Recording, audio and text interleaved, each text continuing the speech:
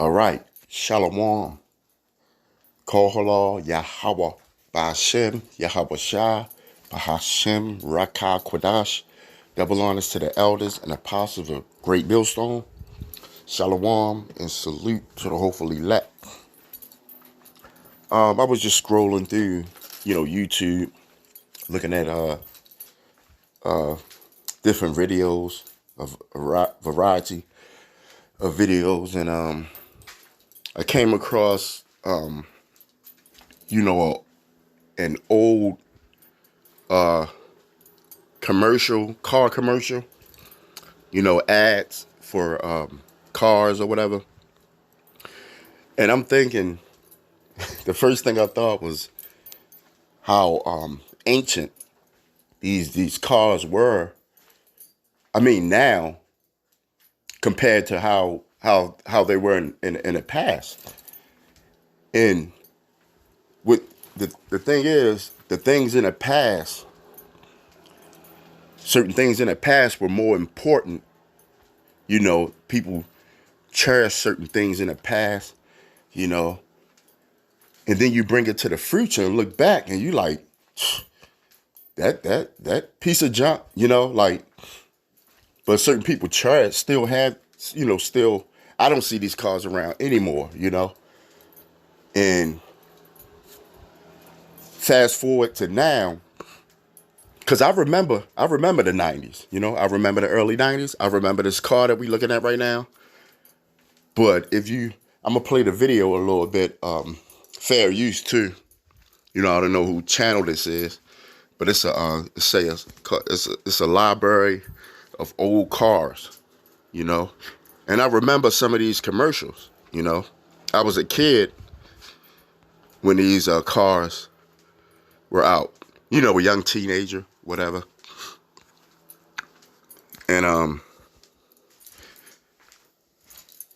you equate it to the truth, in a kingdom. That's how we're gonna look at Esau's system. That's how we're gonna narrowly look at this man, because at one time, the so-called white man was eloquent. He was important. He was the ruler of society. And fast forward to the kingdom, because we already see certain things. We can see it through the scriptures.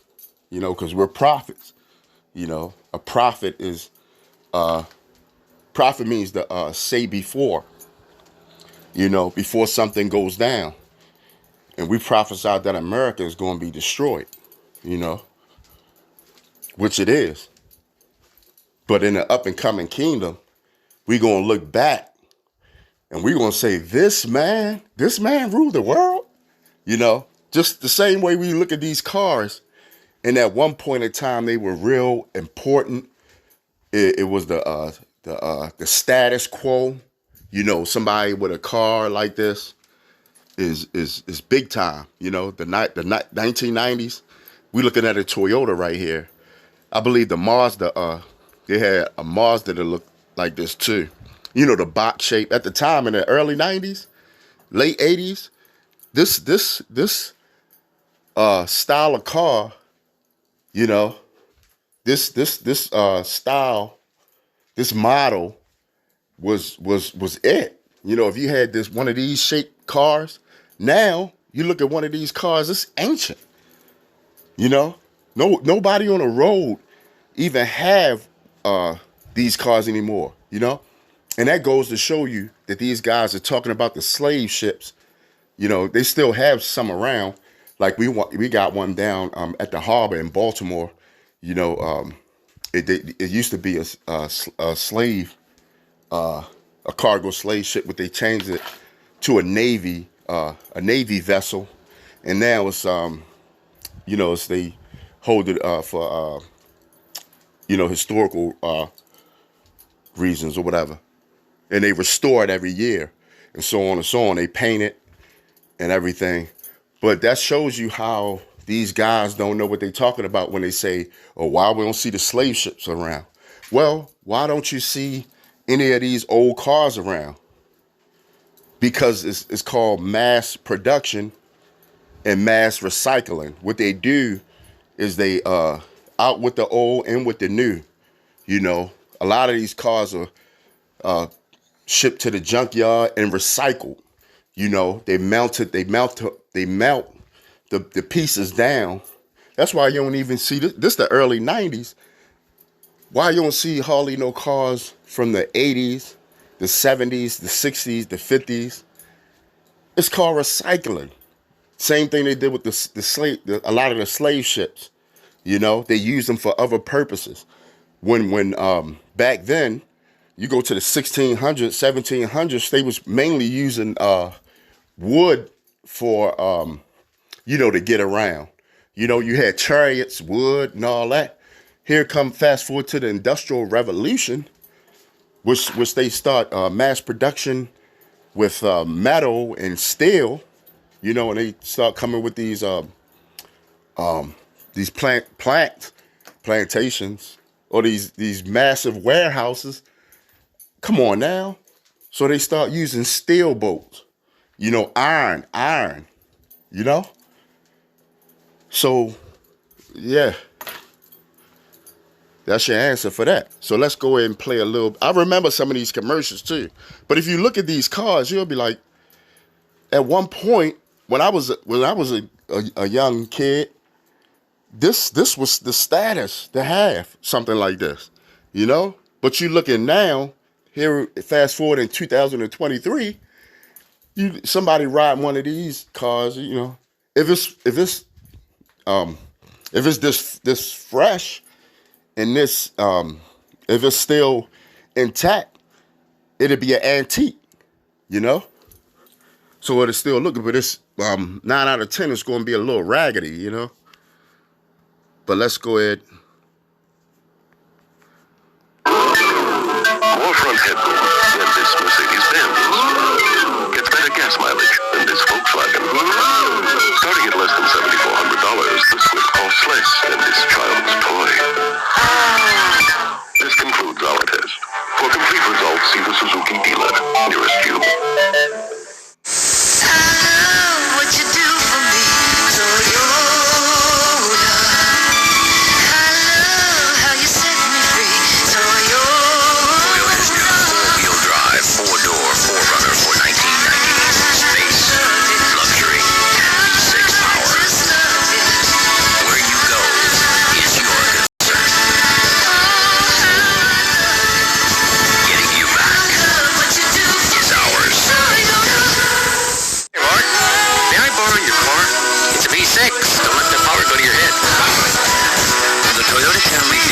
Has 156 horsepower that makes for surprisingly exhilarating driving.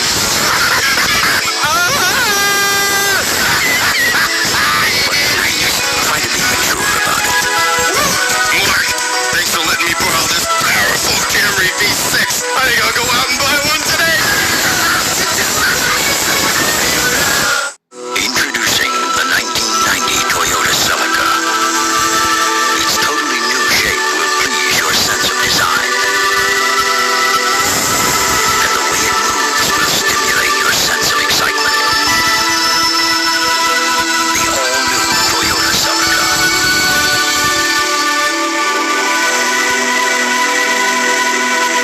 You'll love what it does for you.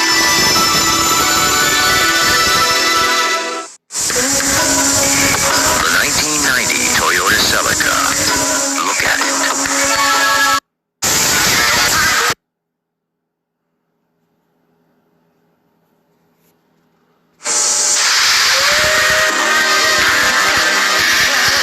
If you can stand it this hot, we've got a bowler red with your name on it.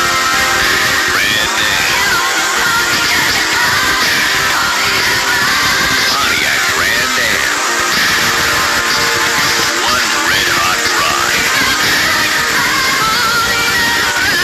And now with $1,000 cash back, there's no reason to wait.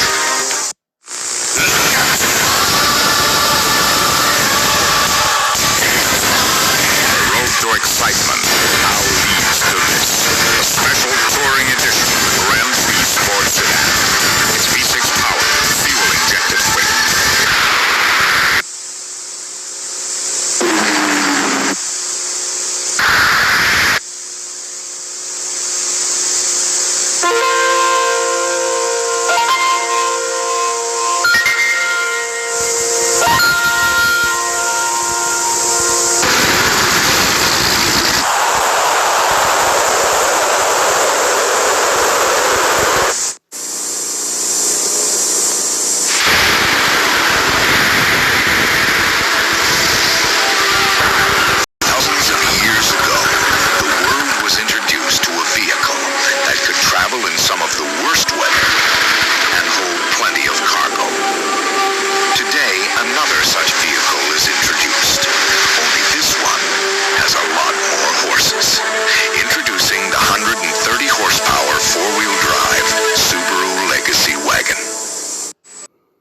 right, so we saw the commercials.